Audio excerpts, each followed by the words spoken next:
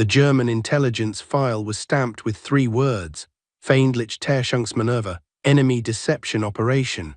It was found on December 21, 1944, inside an abandoned Wehrmacht command post on the eastern bank of the Saar River, its pages still warm from a stove that the retreating officers hadn't had time to fully burn. The file contained a psychological profile of General George S.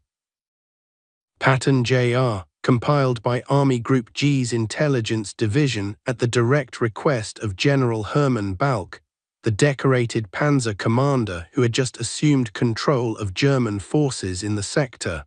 Before you hear what's in that file, read these numbers. On December 4, 1944, the garrison defending Saarlorten, a fortified industrial rail junction whose bridges could shorten the war or extend it by a season, numbered over 600 combat-hardened German troops, reinforced by elements of the 416th Infantry Division. The American force tasked with taking it, fewer than 200 men from Baker Company and attached elements of the 357th Infantry Regiment, 90th Infantry Division, 3-to-1 odds inside a city that had been engineered to be held forever. Balck's intelligence assessment called Patton a glory hunter who sacrifices his men for newspaper headlines. It predicted that American morale would collapse under sustained urban combat. It predicted that American officers, trained to follow plans rather than think, would freeze when those plans fell apart. What actually happened in Saarlorten between December 4 and December 8, 1944, 4 days that Balck's own staff would later describe as incomprehensible, is the answer to a question his analysts never thought to ask. What if they were wrong about everything? Part 1. The weight of the mission. December 1944. The war in Europe had reached the moment that armchair strategists in London called the final push, a phrase that meant almost nothing to the men who had to make it real in mud and ice and blood. By the first week of December, Patton's Third Army had been grinding through the Lorraine region of northeastern France since August, 4 months of near-continuous combat that had consumed more fuel, more ammunition, and more lives than any operational plan had projected. The winter was arriving with a cruelty that the meteorologists had underestimated and the Germans had not. Temperature at the front, 17 degrees Fahrenheit. In some units, frostbite casualties were now exceeding combat casualties by a factor of 2, but the strategic picture was shifting in ways that mattered. If Patton's XII Corps, commanded by General Manton Eddy, operating under the broader umbrella of 12th Army Group, could force a crossing of the Saar River and seize the industrial rail junction at Saarlorten, it would tear a 40-mile gap in the West Wall, the layered German defensive network that Hitler had declared impenetrable since its reconstruction in 1944. Saarlorten was not simply a city, it was a lock on a door. Behind that door, the Rhineland. Beyond the Rhineland, the war's end.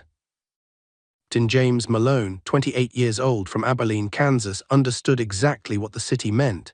He had been studying it since November 26, when the operations order landed on his folding table in a frozen farmhouse outside Bouzenville, France. Malone commanded Baker Company, 2nd Battalion, 357th Infantry Regiment. He had led men into Cherbourg through the hedgerow nightmare of the Bocage and across the Moselle under direct fire in September. He had been awarded the Silver Star for actions his men described, without embellishment, as the captain didn't stop moving. What his men knew and what headquarters did not was this. Malone carried in his left breast pocket a photograph of his daughter Elena, 18 months old, whom he had never held.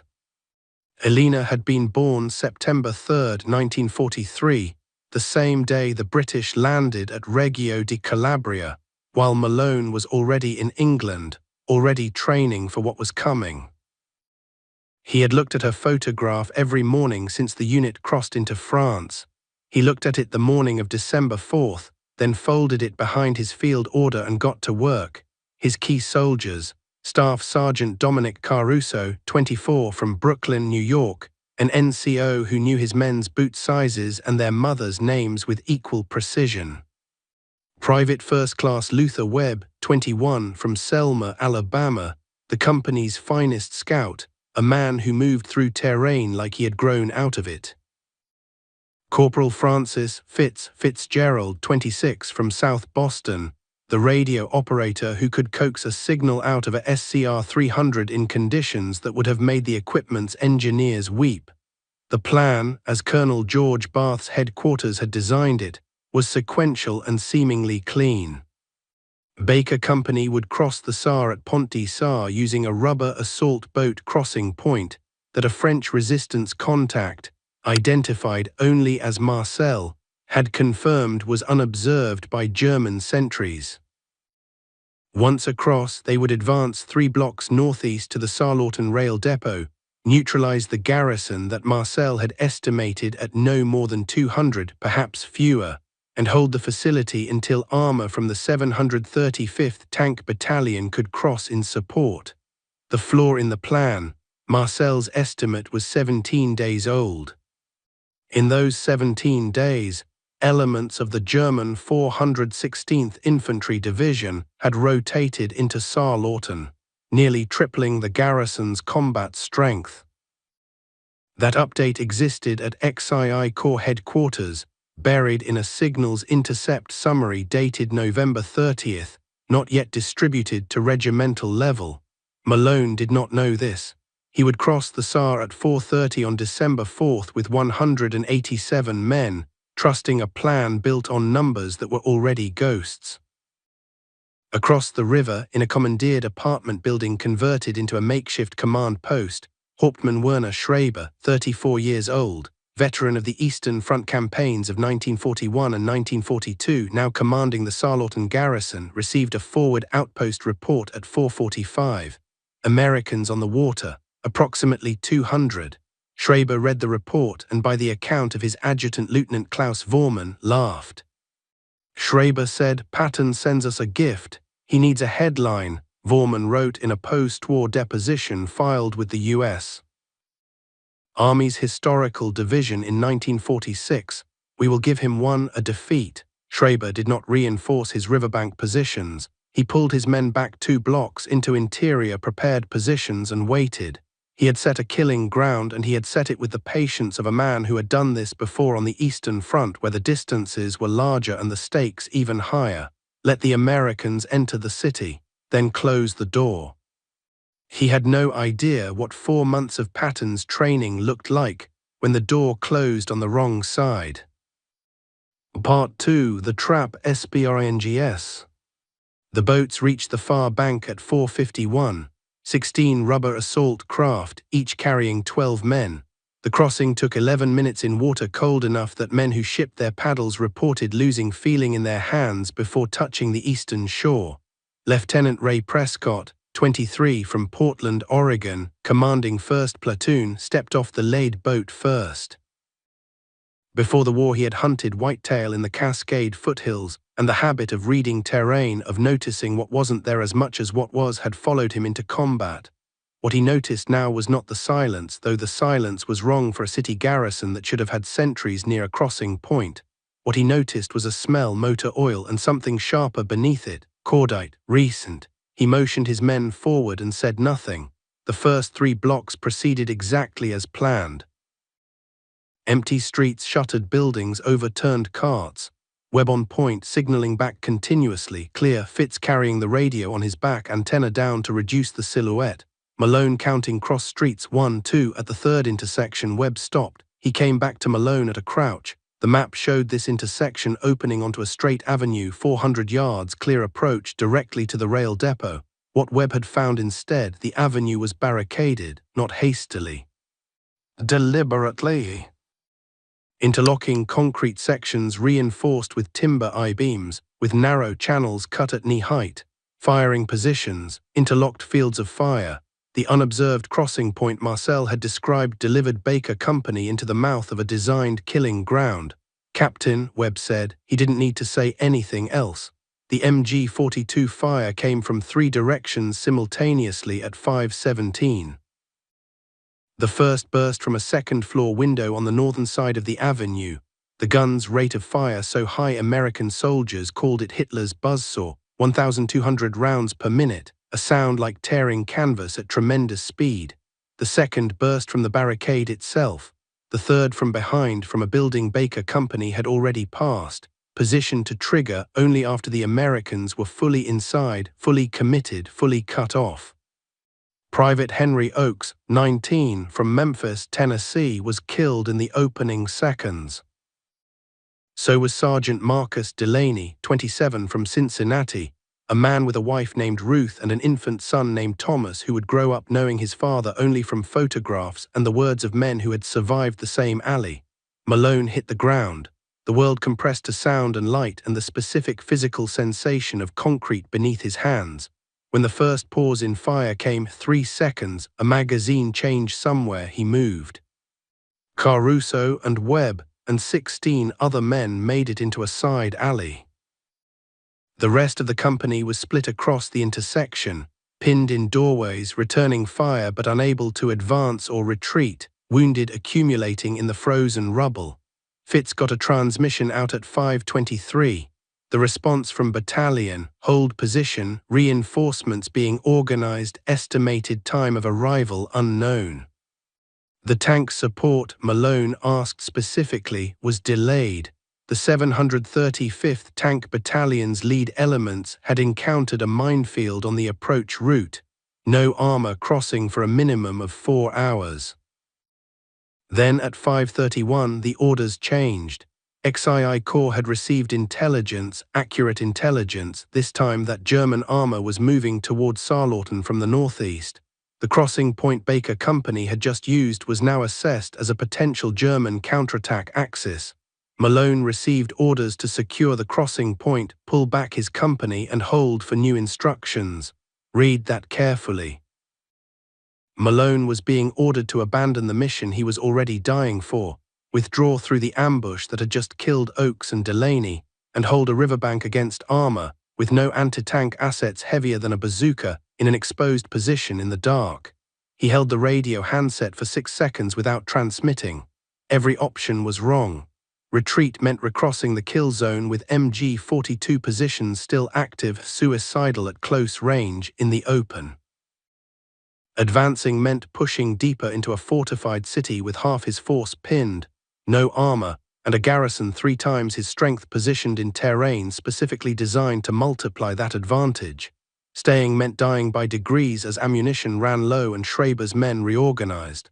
At that moment in his command post 2 blocks away, Lieutenant Vorman was drafting his preliminary report. American force engaged and contained. Estimated 60–70% casualties inflicted.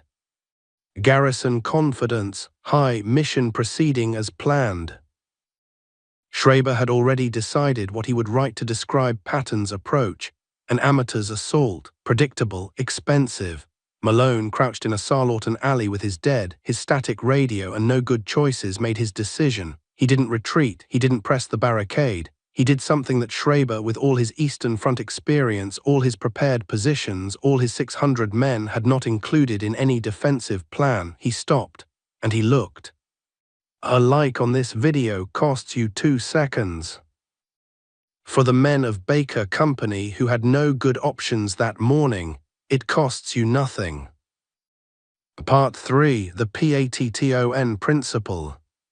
George Patton had a saying he drilled into his Third Army officers with the consistency of a man who understood that panic under pressure is the default human response, and that the only way to defeat a default response is to replace it with something automatic.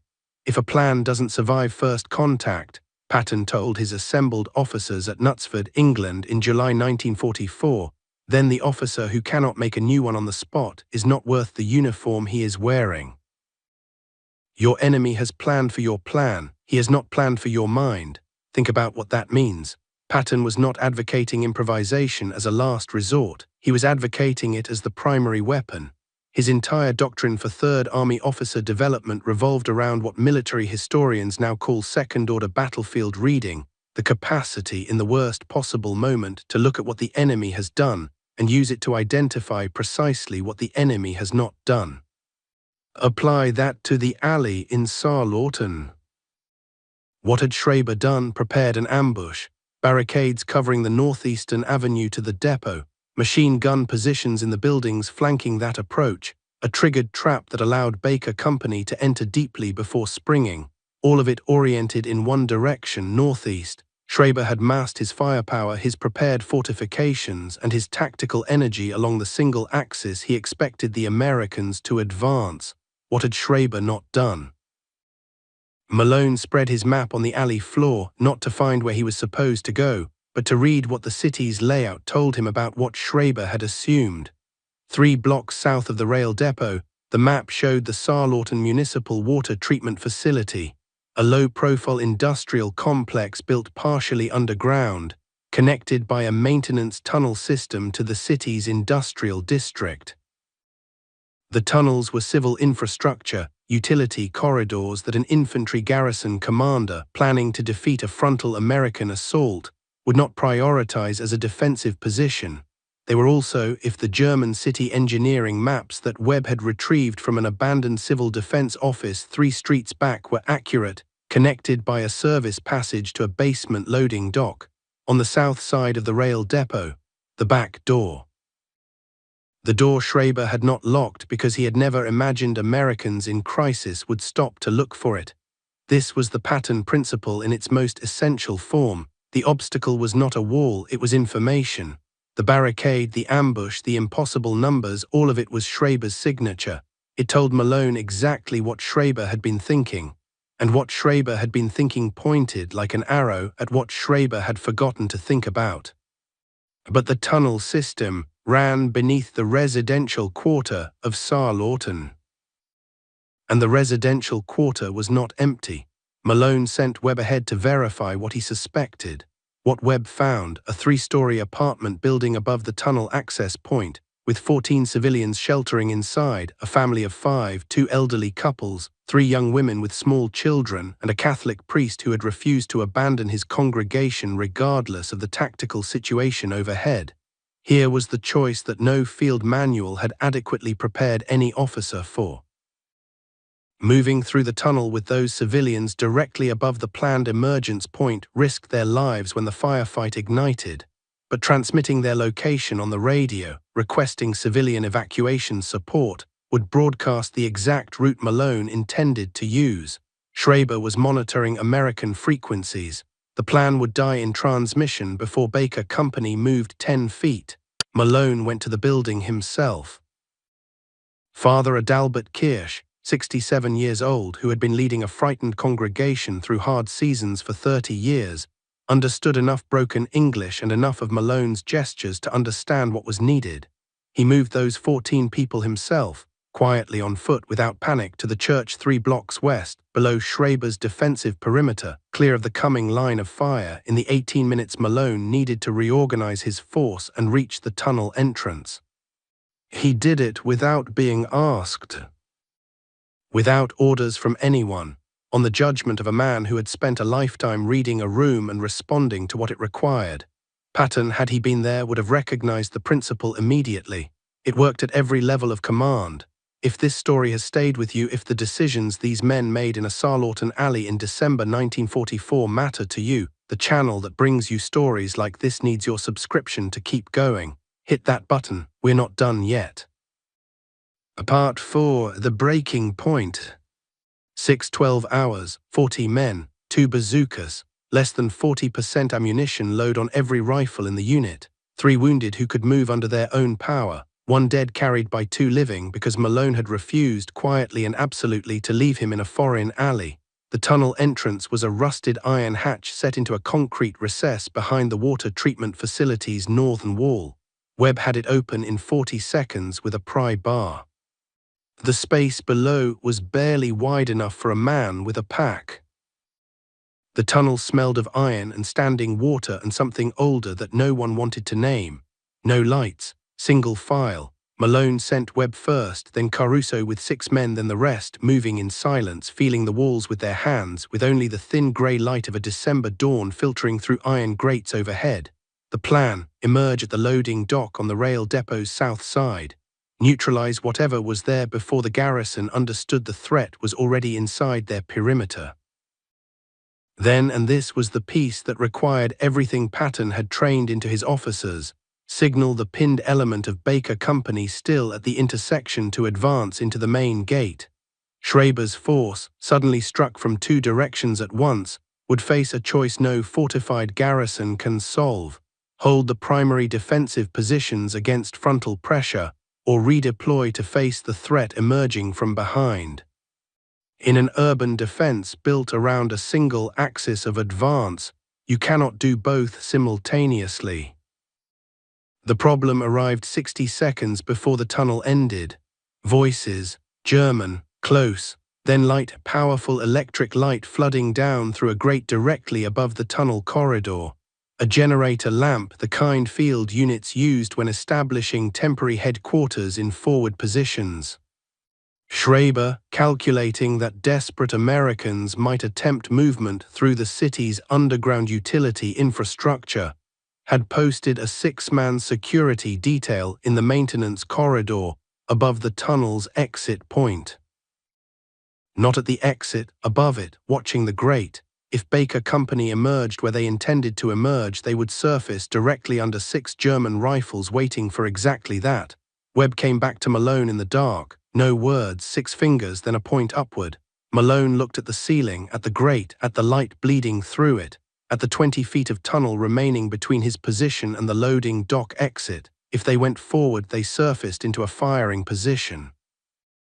If they stayed, they were entombed underground when Schreiber's main garrison noticed the silence from the alley and began to look. 15 minutes.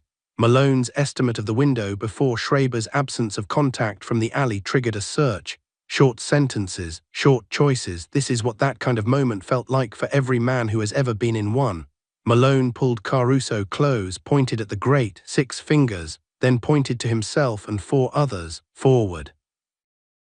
Then pointed at Caruso and the rest, pushing motion, toward the loading dock exit around the security position, fast and without sound. Caruso looked at him for exactly 1 second, then he nodded. What happened next took 4 seconds. Malone and 4 men drove the grate upward with their shoulders and came through firing. The German security detail, 6 men with cigarettes, mid-conversation about a card game, had 3 seconds from the sound of the grate to the contact. 3 seconds is not enough time. 4 were down before they returned fire. 2 ran for the door, 1 made it. The alarm went up at 6:38, 7 minutes before Malone had estimated. Caruso's element hit the loading dock simultaneously. 2 German sentries. Webb had 19 seconds and a combat knife and the kind of absolute clarity about necessity that comes only to men who have been in exactly this situation before and know there is no other way through. The dock was clear. The south side of the rail depot opened into a loading bay with a direct sightline to the main interior, a space of iron girders and concrete freight platforms the size of a small cathedral. In that space, the heart of Schreiber's defense, ammunition stores, a field medical station. The command post itself, Vorman at a field telephone, already shouting into the receiver because the alarm had reached him and he did not yet understand from which direction. Between Baker Company and all of it, 63 German soldiers in defensive positions, oriented north and east, toward the barricade, toward the intersection, toward the approach Schreiber had planned for, prepared for and waited for, not south, not from the direction no one was supposed to come from. 14 seconds before those 63 men fully reoriented. Malone used 12 of them. Baker Company came through the loading bay at a dead run, firing as they moved, Caruso on the left, Webb breaking right toward the ammunition stores, Malone straight at the command post, because Patton had written it explicitly in the operational principles that every 3rd Army officer was required to commit to memory.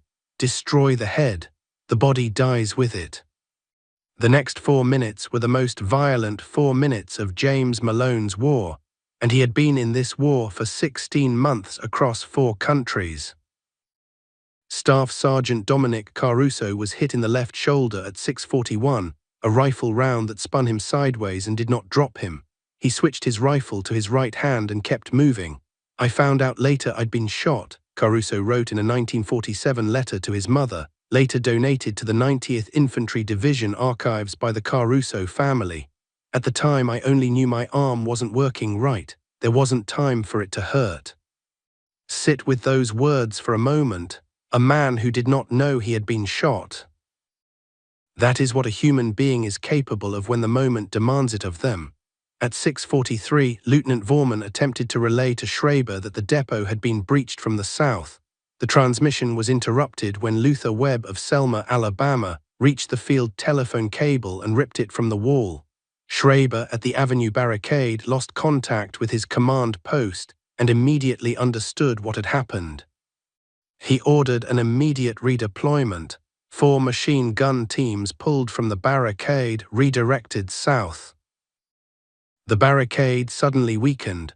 The 43 surviving men of Baker Company's pinned element, still at the intersection, Sergeant Frank Paulson of Duluth, Minnesota, commanding after the 2 officers above him had been wounded, had been crouched in frozen Sarlorton doorways for 1 hour and 28 minutes. They had watched 2 men die.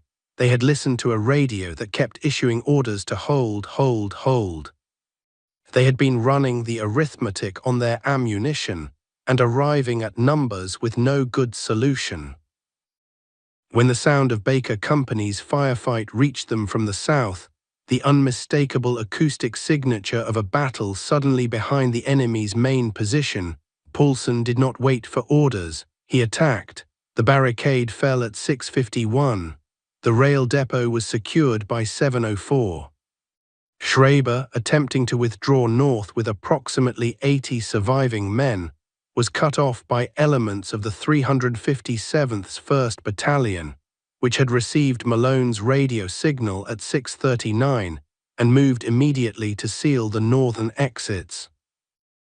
Schreiber surrendered at 7:22. He was carrying in his coat pocket the after-action assessment he had been drafting in the 45 minutes before the battle ended, the assessment he had begun writing when he still believed he was winning. The objective was secured, 4 days ahead of the projected operational timeline. Baker Company's total casualties, 22 men, including the dead from the initial ambush, 4 more lost during the tunnel operation, and 16 wounded of varying severity, including Caruso. Of the 40 men who went through the tunnel, 31 walked out of the Sarlorton rail depot under their own power. Victory, look at what it cost. Part 5. The verdict.